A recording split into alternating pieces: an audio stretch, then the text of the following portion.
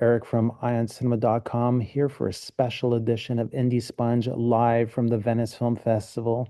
As you can see, the press lounge is empty. It's day -1, and I'm speaking to Kevin Jagernauth. He's at the other end of the pond, but he's just as excited to see which films are going to pull ahead. Kevin, if you Yes, had sir. if you had money to place to Yeah, put down on one of these three titles, what would be your number three pick? that's so tough. As you know, it's all jury dependent and all of those fun things. But, you know, I'm gonna say no other choice. Park Chan-wook. So he did win some awards in 2005 for Lady Vengeance and Venice. Um, and he is a favorite among both filmmakers and audience alike.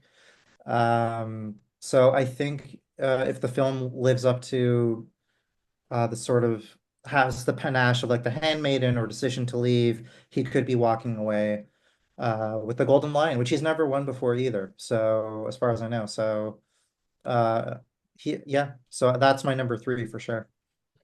My number three pick is I'm not convinced by the trailer. However, I'm convinced by a 2008 film that appeared here at the festival in Darren Aronofsky's The Wrestler. So I'm thinking maybe Benny Safdie's The Smashing Machine. Maybe it's going to be a tearjerker of an event. Maybe it's going to touch the heartstrings.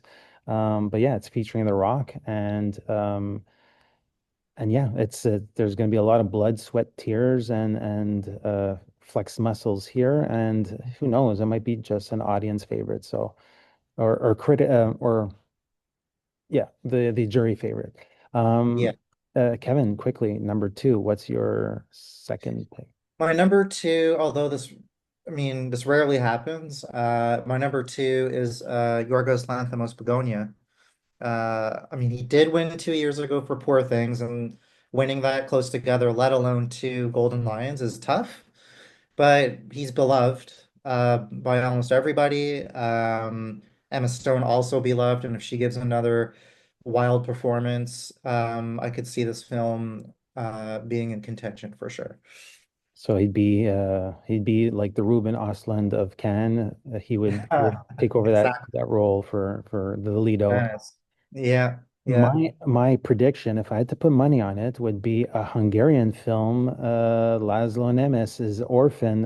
Again, it's a film that reaches deep within his own family tree. And if you're hearing this type of material since you're a kid and being told the story, a true story from your grandfather, well, I imagine he's had a lot of time to think about the project. So Orphan would potentially again touch heartstrings of the jury and make a place for itself. And yeah, I've got a good feeling about it.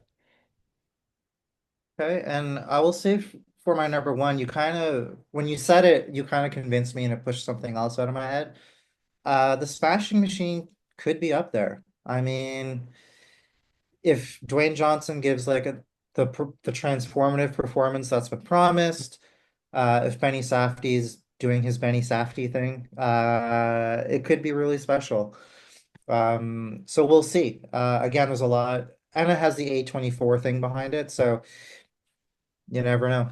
You never know. So, I mean, for me, all these three could swap them around, but I'll put Smashing Machine on my list. My number one pick, if I had to put money on it, will premiere on September the 3rd.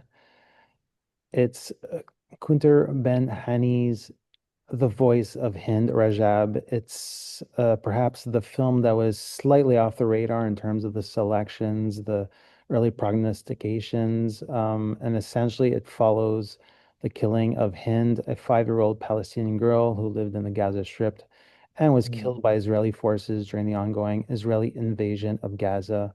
Um, if it's got um, the tone that I believe it's aiming for. And this filmmaker is quite creative. She's often blended docu element and fiction elements together.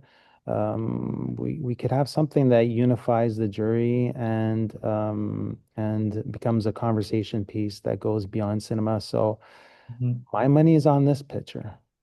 I like the prediction for this one, and she's a filmmaker who's slowly been on the rise. Her last picture was the documentary Four Daughters, and it was very well received. So you're right, that's a really nice one actually to sort of wrap up this prediction piece because it'd be nice to highlight a filmmaker who deserves a bit of love from the community. But that wraps up a special predictions item for Indie Sponge. Kevin, we'll see if we've lost the I'll see house. you in Toronto. Yes. Get some sleep. Have a little espresso. I'm Eric Lavallée. I'm editor-in-chief and site owner for IonCinema.com, and this is Kevin Jagernauth, contributing writer for the playlist. and together we are Indie Sponge.